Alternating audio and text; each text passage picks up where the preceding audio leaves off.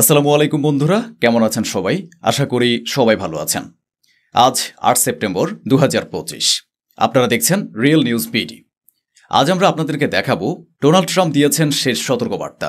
হামাসকে বলেছেন প্রস্তাব মেনে নাও, নইলে ফল ভোগ করতে হবে। ইসরায়েলের নতুন হামলা গাজা সিটিতে, ৭ তলা ভবন ধ্বংসস্তূপে পরিণত, আরও বাড়ানো হচ্ছে সামরিক অভিযান। জর্ডানের বাদশার ঘোষণা, ওয়েস্ট ব্যাংক দখলের ইসরায়েলি চক্রান্ত মেনে নেওয়া যাবে না। জাতিসংঘের বড় সতর্কবার্তা, গাজায় দুর্ভিক্ষ ঠেকাতে হাতে আছে অল্প কিছু সময়। ইসরায়েলের উপর ৫টি স্থানে হুতিদের হামলা, বিমানবন্দর বন্ধ। ইরানের বড় সমস্যা, তেলের উৎপাদন কমে গেছে, পুরনো প্রযুক্তির ফাঁদে আটকে আছে ইরান, খামেনির স্বীকারোক্তি। চলুন শুরু করি আজকের খবরের বিস্তারিত। ডোনাল্ড ট্রাম্প হামাসের জন্য শেষ সতর্কবার্তা জারি করেছেন। তিনি বলেছেন ইসরায়েল তার শর্ত মেনে নিয়েছে, তাই হামাসের হাতে আর বেশি অপশন নেই। রয়টার্স জানিয়েছে ৮ সেপ্টেম্বর দুপুরে মার্কিন প্রেসিডেন্ট ডোনাল্ড ট্রাম্প বলেছেন ইসরায়েলি বন্দীদের মুক্তির জন্য তার তৈরি প্রস্তাব মেনে নিয়েছেন। এখন পালা হামাসের। ট্রাম্প তার সোশ্যাল মিডিয়া প্ল্যাটফর্ম ট্রুথে যা লিখেছেন সেটা হুবহু আপনাদের সামনে তুলে ধরছে। ইসরায়েল আমার শর্ত মেনে নিয়েছে, এখন সময় হামাসের মানার। আমি আগে হামাসকে ফলাফল সম্পর্কে সতর্ক করেছি, এটা আমার শেষ সতর্কবার্তা। এরপর আর কোনো সতর্কবার্তা দেওয়া হবে না। অর্থাৎ সরাসরি ডোনাল্ড ট্রাম্প বলেছেন এবার না মানলে বড়সড় পদক্ষেপের জন্য প্রস্তুত হতে হবে। আমেরিকাও এতে জড়িত হবে। খবর অনুযায়ী নতুন মার্কিন প্রস্তাব কয়েকদিন আগেই হামাসের কাছে পৌঁছানো হয়েছে। এর কাঠামোয় যা লেখা আছে তা হল হামাসকে চুক্তির প্রথম দিনেই সব ৪৮ বন্দীকে মুক্তি দিতে হবে।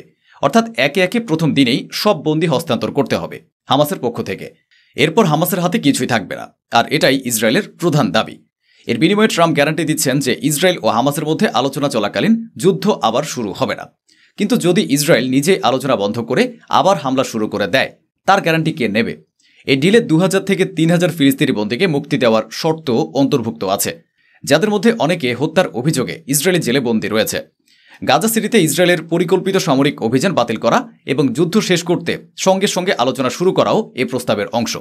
তবে ইসরায়েলি সেনারা গাজা উপত্যকার কিছু এলাকায় অবস্থান করবে এবং সেখানে সীমিত সামরিক অঞ্চল তৈরি করা হবে। খবর অনুযায়ী এই প্রস্তাবে এটাও লেখা আছে, অর্থাৎ আইডিএফ পুরোপুরি গাজা ছাড়বে না। এটাই তো নেতানিয়াহুর ইচ্ছা, আর হামাস সবসময় থেকেই এই দাবির বিরুদ্ধে থেকেছে। মিডিয়া সূত্র বলছে হামাসের এই ডিল মেনে নেওয়ার সম্ভাবনা খুবই কম। হামাস এটিকে মানবে না। বিশেষজ্ঞরা বলছেন হামাস যদি প্রথম দিনেই বন্দীদের ছেড়ে দেয়, তবে বিনিময়ে কেবল ট্রাম্পের গ্যারান্টি থাকবে। যদি মাঝপথে আলোচনা ভেঙে যায়, তবে হামাস তার পুরনো চাপ হারাবে। তখন কি তারা শুধু খেলনা ঝুনঝুনি বাজাবে? অন্যদিকে ইসরায়েলি প্রধানমন্ত্রী নেতানিয়াহুর ঘনিষ্ঠ এক কর্মকর্তা স্বীকার করেছেন যে প্রস্তাবটি গুরুত্ব সহকারে বিবেচনা করা হচ্ছে। তবে তিনি এটাও মেনে নিয়েছেন যে হামাসের না বলার সম্ভাবনাই বেশি।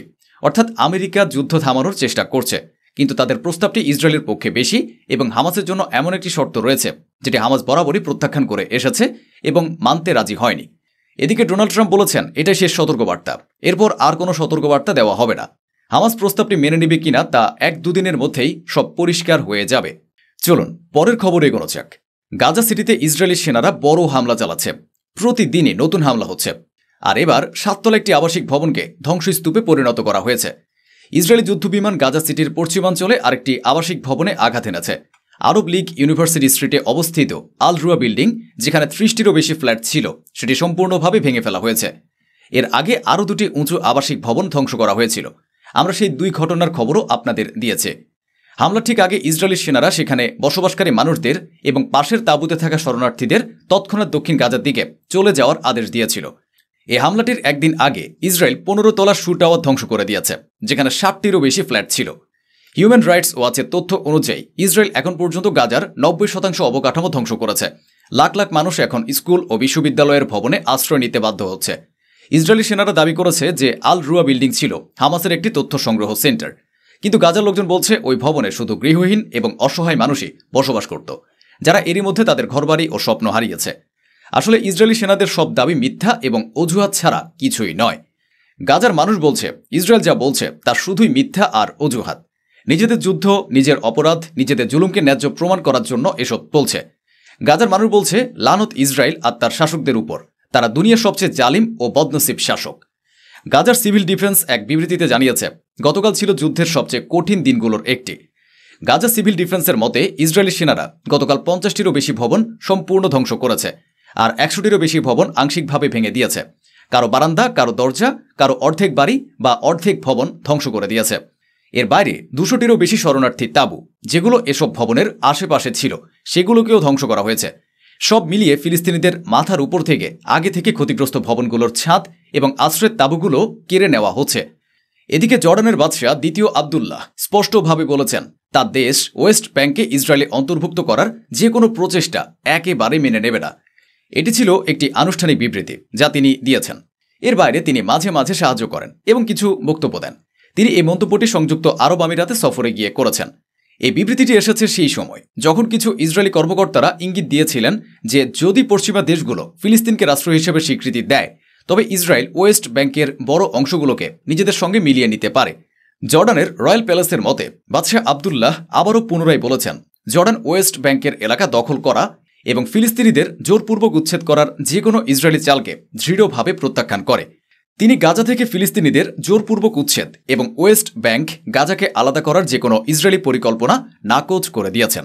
সংযুক্ত আরব আমিরাতের প্রেসিডেন্ট শেখ মোহাম্মদ বিন জায়েদ আল নাহিয়ানের সঙ্গে বৈঠকে এই নেতা ওয়েস্ট ব্যাংকে ইসরায়েলি বসতি সম্প্রসারণের পরিকল্পনা এবং গাজায় সামরিক দখল শক্তিশালী করার প্রচেষ্টার তীব্র বিরোধিতা করেছেন।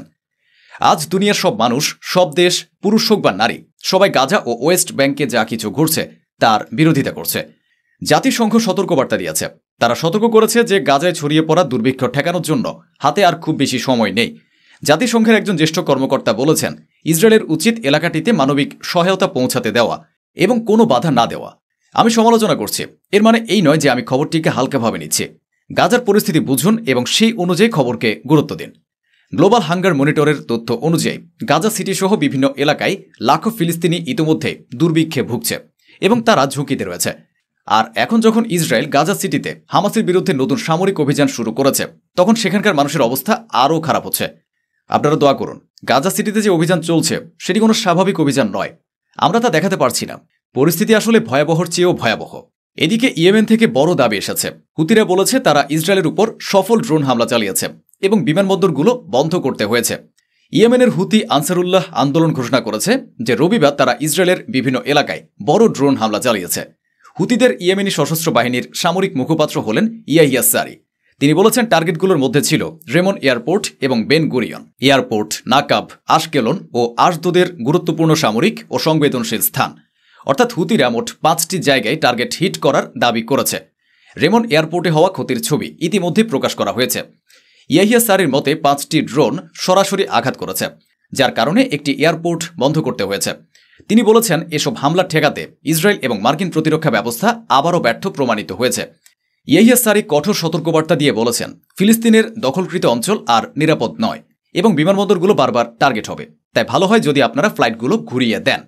ইয়েমেনের সশস্ত্র বাহিনী তথা হুতিরা বলেছে গাজায় চলমান যুদ্ধ ও অবরোধ শেষ না হওয়া পর্যন্ত ইসরায়েলের উপর আমাদের হামলা চলতে থাকবে। এর আগে আইডিএফ দাবি করেছিল 2টি ড্রোন তাদের সীমান্তে ঢোকার পরপরই তারা ইন্টারসেপ্ট করেছে।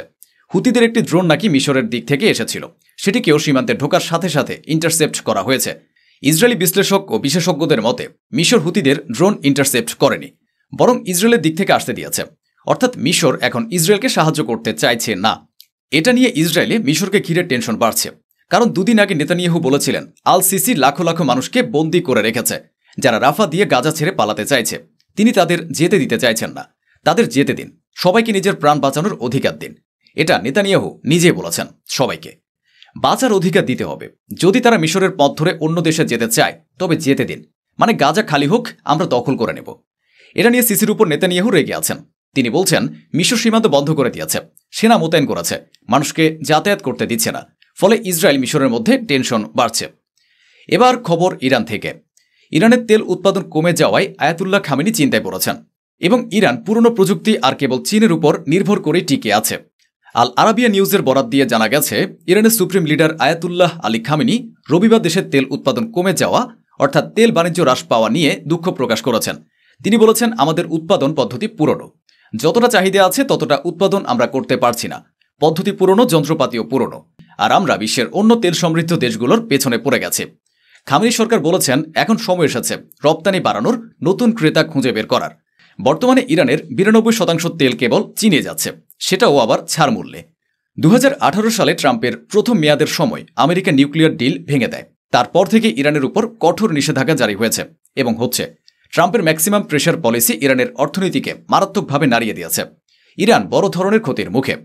এদিকে সাম্প্রতিক সময়ে ইউরোপের সঙ্গে ইরানের সম্পর্ক খারাপ হয়ে গেছে।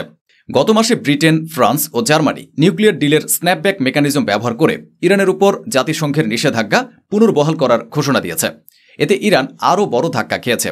সব মিলিয়ে ইরানের বর্তমান অবস্থা অত্যন্ত কঠিন। আর এই কঠিন অবস্থা বুঝেই আয়াতুল্লাহ খামেনি বলেছেন, নতুন পদ্ধতি গ্রহণ করতে হবে, উৎপাদন বাড়াতে হবে, নতুন ক্রেতাও খুঁজতে হবে, তাহলে ইরানের প্রয়োজন মিটবে। এখন কিছু খবর লেবানন থেকে।